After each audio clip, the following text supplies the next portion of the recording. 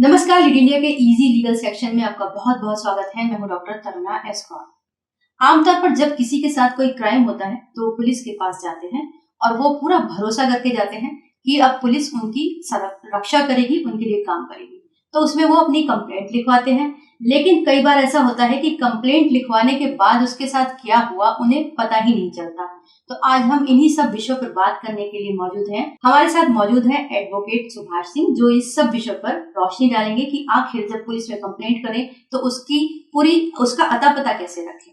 नमस्कार सर, आपका बहुत बहुत स्वागत है। नमस्कार, थैंक यू सर। जैसा कि हमने बात की कि जब हम एफआईआर या कोई भी कंप्लेंट दर्ज करा देते हैं पुलिस में, तो पुलिस हमें बताती नहीं है कि उसके साथ हो क्या रहा है। तो ऐसे में हमको करना क्या चाहिए? जो कंप्लेनेंट है वो कैसे जाने कि जो उसने कंप्लेंट दी है वो दर्ज हो गई है और उसे कैसे उसके बारे में इंफॉर्मेशन मिले? देखिए, सबसे पहली बात तो यह है कि जब कभी भी कोई एफआईआर, अगर मान लीजिए कि कोई अपराध हुआ है और वो अपराध बिलेबल नहीं, नॉन बिलेबल है, यानी कि संज्ञेय अपराध है, यानी गंभीर अपराध है, इसके बारे में हम अलग से बात कर लेंगे। लेकिन अगर कोई गंभीर अपराध हुआ है जिसकी सूचना देने के लिए आप थाने में गए हैं, तो पुलिस आपके सूचना के आधार पे एफआईआर रजिस्टर्ड करेगी। ऐसा सीआरपीसी में लिखा गया है, वो मना नहीं कर सकती एफआईआर लिखने से। तो ये सबसे पहला चीज है। उसके बाद से वो इन्वेस्टिगेशन स्टार्ट करती है।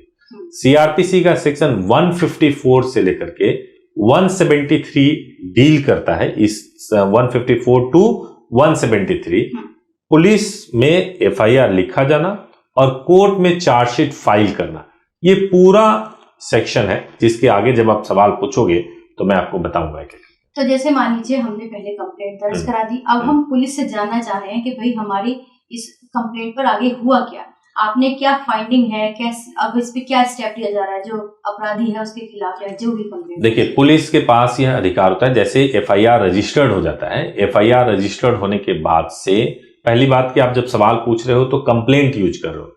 कंप्लेंट एक अलग चीज हो गया, एफआईआर एक अलग चीज हो गया। कंप्लेंट मतलब कि साधारण मामलों में, मोबाइल चोरी हो गया या कुछ ऐसी साधारण मामलों में जो होता है। अभी जो हम बात कर रहे हैं, मेरे ख्याल से आप कैसी संज्ञेय क्रिमिनल मैटर की अगर आप बात करो, जो भी दोनों ही है, अगर पुलिस में मामला पहुंच गया तो उस पे आखिर हो क्या रहा है, वो दोनों ही केस में पुलिस एक आईओ अपॉइंट करती है जिसको इन्वेस्टिगेटिंग ऑफिसर बोला जाता है। आईओ क्राइम के लेवल के हिसाब से डिसाइड किया जाता है, जो स्टेशन हेडमास्टर डिसाइड करते हैं कि कौन आईओ होगा उनके थाने से, और वही आईओ उस केस को इन्वेस्टिगेट करते हैं। केस के इन्वेस्टिगेशन के दौरान पुलिस को यह राइट है कि जो अक्यूज पर्सन है उसको वो थाने में बुला सकते हैं, बुला करके उससे स्टेटमेंट 161 का करा सकते हैं। जरूरत 161 यानी सीआरपीसी 161 के तहत पुलिस के सामने अगर कोई बयान देते हैं तो वो बयान ले सकती है। इसके अलावा पुलिस को यह अधिकार है कि वो अगर जरूरी समझे इन्वेस्टिगेशन के लिए तो एविडेंसेस को सीज कर सकती है, वो अक्यूज को एग्जामिन कर सकती है, वो जो गवाह हैं उनको बुला करके पूछताछ कर सकती है, वो मजिस्ट्रेट के सामने अक्यूज को पेश करके मजिस्ट्रेट के सामने बयान करवा सकती है, जो इलेक्ट्रॉनिक एविडेंसेस है उसकी जांच कर सकती है, अगर किसी को गिरफ्तार करने की जरूरत है तो गिरफ्तार कर सकती है, अगर नोटिस इश्यू करने की जरूरत है तो नोटिस इश्यू कर सकती है। एक प्रॉपरली एक कंप्लेंट के इन्वेस्टिगेशन के लिए, एफआईआर के इन्वेस्टिगेशन के लिए जितने भी स्टेप्स लिए जाने चाहिए वो सब सीआरपीसी में 154 टू 173 में लिखा हुआ है। इसके अंदर ही, इसी के दायरे में रह करके पुलिस इंफॉर्मेशन लेती है। तो और जो भी एक और चीज मैं बताऊं, आज के जमाने में देखिए केवल स्मार्ट पुलिस नहीं हो सकती है, जो कंप्लेनेंट है वो भी बहुत स्मार्ट हो सकता है। तो जब कभी भी किसी को एफआईआर कराना चाहिए, उसको एफआईआर के बाद से हाथ पे हाथ रख के नहीं बैठना चाहिए, उसको खुद भी अपने केस को इन्वेस्टिगेट करना चाहिए अपने दायरे में रहते हुए, कोई कानून हाथ में लिए बगैर। और जो भी लीड्स उसको मिले, जो भी चीज उसको मिले, उसको अपने आईओ से जरूर शेयर करना चाहिए। आईओ अगर लगे कि लापरवाही कर रहे हैं तो सीनियर पुलिस ऑफिसर्स को बताना चाहिए, वो भी लापरवाही करे तो उससे सीनियर पुलिस ऑफिसर को बताना चाहिए, और आप खुद भी इन्वेस्टिगेशन कर सकते हो। अगर आप ऐसा करते हो तो सर्टेनली जो अक्यूज है उनको सजा दिलाने में मदद मिलती है। एक सही चार्जशीट प्रिपेयर होता है जो कोर्ट में साबित किया जा सकता है और सजा दिलाया जा सकता है। ये आपने बहुत अच्छी बात बताई कि खुद भी हम एक्टिवली काम कर सकते हैं। जैसे हमारे देश में सिटीजन चार्टर लागू है, कई विभागों में ये लागू है, उसमें एक नियत समय होता है तो क्या हमारी ये जो इन्वेस्टिगेशन है ये सब कुछ भी क्या इनऑर्डिनेट लॉन्ग चलती रहती है, कोई एक टाइम फ्रेम भी होता है इसमें? बिल्कुल टाइम फ्रेम है। अभी आपने कुछ दिनों पहले एक मैटर आया था जिसमें 65 दिनों के अंदर, जिसमें 4 साल के बच्ची के साथ रेप हुआ था और पॉक्सो एक्ट था, 65 दिन के अंदर अक्यूज को मृत्यु दंड वहां के ट्रायल कोर्ट ने दे दिया, जो सेशन कोर्ट था। तो 65 दिन में ये काम हुआ। अब ये एग्जाम्पलरी, मतलब एग्जाम्पल सेट किया गया, लेकिन जो सीआरपीसी है वो इस बारे में बताती है, वो ये कहती है कि कोई भी संज्ञेय मामला है, जो बहुत गंभीर किस्म का मामला है, उसका इन्वेस्टिगेशन 60 दिन के अंदर पूरा हो जाना चाहिए। अगर 60 दिन के अंदर पुलिस ने चार्जशीट नहीं फाइल किया है, उसको एडिशनल टाइम चाहिए तो 30 दिन का और टाइम ले सकती है। अगर कम संज्ञेय अपराध है तो 90 दिन में चार्जशीट फाइल हो जाना चाहिए, और उसको एक्सटेंशन अपने आप नहीं मिलेगा, उसको कोर्ट से लेना पड़ेगा एक्सटेंशन, तब उसको टाइम मिलेगा और फिर उसको चार्जशीट फाइल करना पड़ेगा। तो मतलब ये है कि पुलिस जो चार्जशीट फाइल करती है, ये वो टाइम फ्रेम है 60 से 90 दिन। रेयरेस्ट ऑफ रेयर में कम भी हो सकता है, कम कुछ भी हो सकता है, 60 दिन मैक्सिमम है। कम तो आप पुलिस अगर सब कुछ इन्वेस्टिगेशन 10 दिन में कर सकती है, फाइल कर सकती है।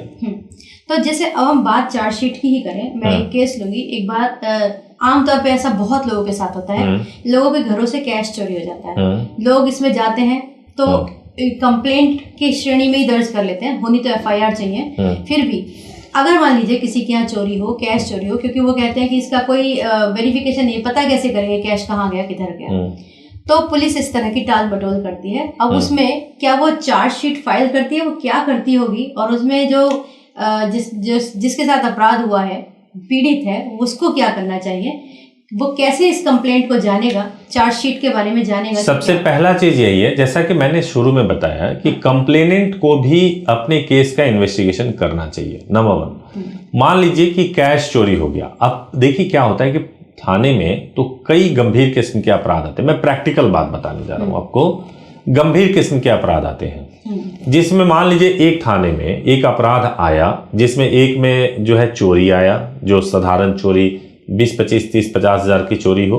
दूसरा जो आया डकैती आ गया, तीसरा एक्सटॉर्शन का आ गया, चौथा रेप आ गया, पांचवा मर्डर आ गया, छठा गैंग रेप आ गया। अब पुलिस जब प्रायोरिटाइज करेगी इन सारे केसेस को, तो उसके लिए कम अपराध वाला जो केस है वो सबसे लीस्ट प्रायोरिटी में होगा, जिसमें कोई ह्यूमन नुकसान नहीं हो, है ना?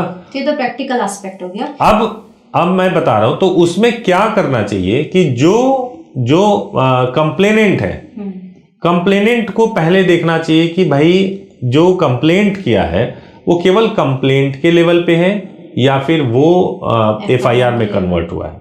अगर वो एफआईआर में कन्वर्ट हुआ है तो आईओ के कंटिन्यू टच में रहना चाहिए। आईओ ने अगर आपको कोई भरोसा दिया है कि आप कल फोन कर लेना, 4 दिन बाद फोन कर लेना या आके, तो आप उसके पास जाते रहो कि मेरे केस का क्या हुआ, क्योंकि उसके पास हो सकता है दूसरा केस आ गया होगा, तीसरा केस आ गया होगा, और वो उस केस को ज्यादा चेंज कर रहा होगा जिस केस में ज्यादा फॉलोअप हो रहा होगा, ज्यादा पूछताछ हो रही होगी। तो कंटिन्यू उससे बात करते रहना चाहिए। लेट्स सपोज कि उन्होंने अपनी तरफ से इसे बहुत हल्की बात मानते हुए कंप्लेंट को, आपकी चार्जशीट को दाखिल कर दी। कंप्लेंट में भी होता है, अब कंप्लेंट के बाद से 2-3 स्टेजेस होते हैं। कंप्लेंट हो गया, कंप्लेंट के बाद से अनरिजॉल्व भी छोड़ सकते हैं, उसको अनरिजॉल्व छोड़ सकते हैं। रिजॉल्व हो गया तो चार्जशीट फाइल कर सकते हैं, या फिर अगर कोई एविडेंस नहीं मिला उनको या लगता है ये अपराध नहीं हुआ तो क्लोजर रिपोर्ट फाइल कर सकते हैं। वो बहुत सारी चीजें कर सकते हैं उसके अंदर। तो फिर इसका पता कैसे चलेगा? आईओ से मिलकर हमें बात करनी होगी। आईओ से आप पता कर सकते हो कि अभी उनके इन्वेस्टिगेशन का क्या स्टेज है, उस आपके केस को इन्वेस्टिगेट करने के लिए किसको पकड़ा है उन्होंने, क्या सीसीटीवी फुटेज अगर चोरी हुआ है तो उस इलाके में सीसीटीवी फुटेज लिया है या नहीं लिया है, जो व्यक्ति दिख रहा है उसको पकड़ा है या नहीं पकड़ा है, अगर उसको नहीं पकड़ा तो क्यों नहीं पकड़ा, ये सारी चीजें एस्पेक्ट हो सकती है। तो अगर इन सब पे काम नहीं हुआ हो, उन्होंने चार्जशीट दाखिल कर दी हो, तो अब कमजोर चार्जशीट दाखिल की हो, तो ऐसे मामले में क्या इसको चैलेंज किया जा सकता है, दोबारा से फाइल किया जा सकता है? ये मैटर कोर्ट में जाएगा और आईओ को कोर्ट में बुलाया जाता है, और कोर्ट में बहुत डांट फटकार लगती है आईओ की अगर उसने इन्वेस्टिगेशन में कोई पुअर या कोई लूप होल्स छोड़ा होगा या पुअर इन्वेस्टिगेशन किया होगा। तो कुल मिलाकर अगर हम इस तरह के किसी भी तरह का संज्ञेय अपराध हो यानी सीरियस किस्म का अपराध हो, मैं एक चीज ऐड करना चाह रहा हूं आपको बीच में इंटरप्ट। देखियो, संज्ञेय अपराध जब होता है ना, बड़ा अपराध होता है ना, तो पुलिस जुटती है उसको इन्वेस्टिगेट करने में, उसको रिजॉल्व करने में, सजा दिलाने में। लेकिन ऐसा अपराध जो कि जिसमें कम सजा होता हो, जिसमें बेल जल्दी मिल जाता हो, पुलिस उसमें थोड़ा कम एफर्ट लगाती है।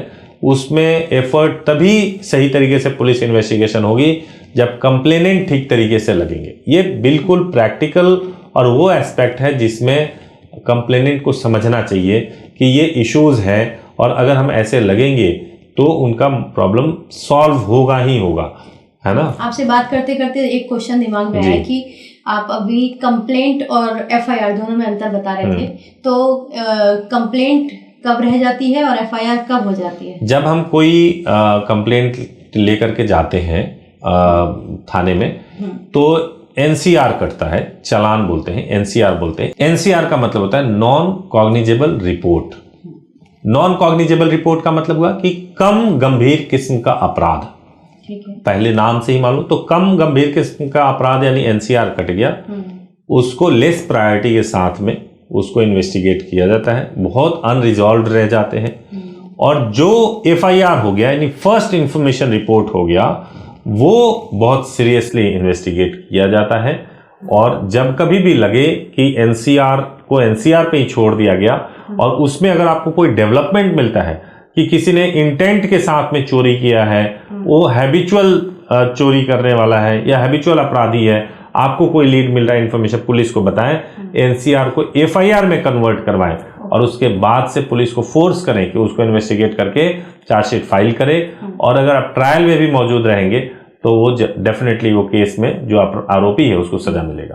तो ये काम जो है क्लोजर रिपोर्ट के बाद भी किया जा सकता है? क्लोजर रिपोर्ट में तो केस क्लोज ही हो जाता है। उसमें क्लोजर रिपोर्ट पे जिस दिन बहस हो रही हो उस दिन अगर आप अपीयर होते हैं और उस दिन अगर आप बोलेंगे कि भाई पुलिस ने सही जांच किए बगैर क्लोजर रिपोर्ट फाइल किया है, तो मजिस्ट्रेट के ऊपर डिपेंड करता है कि वो क्लोजर रिपोर्ट को एक्सेप्ट करे या ना एक्सेप्ट करे। फिर उसको दोबारा भी खुलवाएं, दोबारा जांच करने के आदेश दे सकते हैं। बहुत अच्छी बात आपने बताई कि आपने बताया कि कंप्लेंट क्या होती है, एफआईआर क्या होती है, दोनों में क्या अंतर है और इवन के एक कंप्लेनेंट को किस तरह उसको चेस करना चाहिए, कोऑपरेट करना चाहिए पुलिस को। तो इन सब से लगता है कि वाकई में लोगों को हेल्पफुल होगा ये जो हमारा वीडियो है। आपने इतने खुलकर बताया, इजी बताया, उसके लिए आपको बहुत बहुत धन्यवाद। Thank you so much madam, thank you so much. इस वीडियो को लाइक करें, हमारे चैनल को सब्सक्राइब करें। हमारे वीडियो सबसे पहले देखने के लिए बेल आइकन प्रेस करना ना भूलें।